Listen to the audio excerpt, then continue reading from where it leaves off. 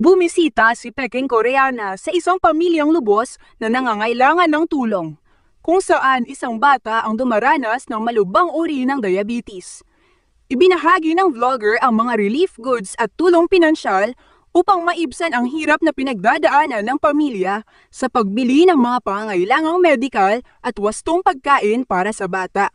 Nandito po ako para hindi lang po kumbaga nag-video ako kasi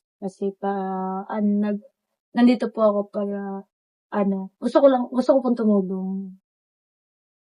Pero may mga blessing din na dumating sa akin, pero ang gusto ko na itong blessing na dumating sa akin, gusto ko ding i-share sa mga mas nangangailangan.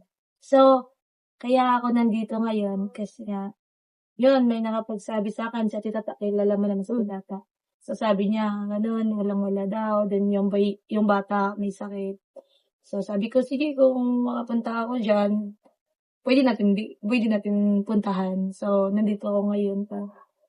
Gusto kong makatulong kahit di naman gaano ka, yung maitutulong. Sinabi ko nga dati kay Sir Paul na gusto kong maging vlogger na tumutulong din sa mga mahirap at sa mga nangangailangan ng tulong.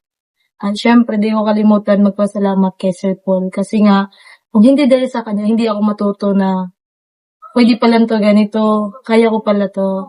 Yun, sobrang thank you sa Sir Paul na dahil sa'yo nandito ako ngayon.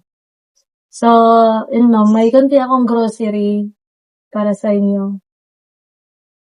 So, pakuha muna natin yung grocery natin at maiiyak na tayo.